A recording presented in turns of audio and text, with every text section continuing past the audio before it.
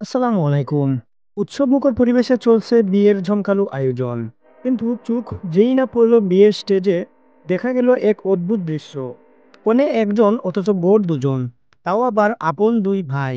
এক পুরুষ বা এক নারীর বিয়ের ঘটনা হরহামেশাই শোনা যায়, কিন্তু শত শত মানুষের সামনে একই সঙ্গে আপন দুই ভাই মিলে এক নারীকেই বিয়ে করেছেন, এমন ঘটনা কি কখনো শুনেছেন? সম্প্রতি প্রদীপ ও কপিল নামের দুই ভাই সুনিতা নামের এক নারীকে বিয়ে করেছেন। অবাক করার বিষয় হলো, এই বিয়েতে কনের সম্পূর্ণ সম্মতি ছিল। সুনিতা নিজের ইচ্ছাতেই এই সিদ্ধান্ত নিয়েছেন। তিনি তাদের মধ্যকার গভীর সম্পর্ককে সম্মান জানাতে চেয়েছিলেন। এনডিটিভি ভারতীয় বার্তা সংস্থা পিটিআই এর বরাত দিয়ে জানিয়েছে, ভারতের হিমাচল প্রদেশে এক নারীতে দুই ভাই মিলে বিয়ে করেছেন।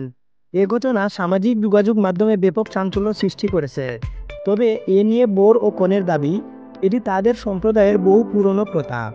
তারা ওই প্রথা অনুসারেই এই বিয়ের আয়োজন করেছেন। ঘটনাটি হিমাচলের সিরমৌর জেলার সিলাই গ্রামের। গত 12 জুলাই কুনহাট গ্রামের তরুণী সুনিতা চৌহানকে বিয়ে করেন দুই ভাই, প্রদীপ নেগি ও কপিল নেগি। স্থানীয় চাষবিড়ি এলাকায় 3 দিন ধরে চলে বিয়ের উৎসব। সেখানে শত শত মানুষ আমন্ত্রিত ছিলেন। ছিল পাহাড়ি গান, ঐতিহ্যবাহী খাবার আর উৎসবের আমেজ। প্রদীপ সরকারি চাকরি করেন, আর কপিল কাজ করেন বিদেশে। তারা হিমাচলের হাট্টি সম্প্রদায়ের সদস্য। এই সম্প্রদায়ের মধ্যে একসময় এক নারীকে দুই ভাই মিলে বিয়ে করার রীতি প্রচলিত ছিল, যার নাম হাট্টি পলিয়ান্দ্রি। এমন বিয়েতে দুই স্বামী ও স্ত্রী একসঙ্গে সম্মিলিতভাবে সংসার করেন এবং সাধারণত এতে কোনো দ্বন্দ্ব হয় না।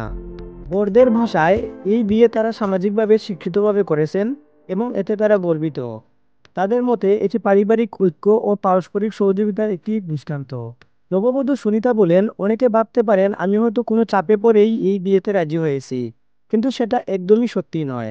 সিদ্ধান্তটা আমার নিজস্ব ছিল এবং আমি আমাদের বন্ধনকে সম্মান জানিয়ে এই সম্পর্ক এগিয়ে নিতে চাই। উল্লেখ্য, হাট্টি সম্প্রদায়কে 3 বছর আগে ভারতের তফসিলি জনজাতির তালিকায় অন্তর্ভুক্ত করা হয়।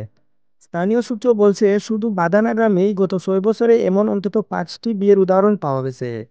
তাই সম্প্রদায়ের অনেকে বলছেন, এমন ঘটনা এখন খুব একটা বিরল নয়।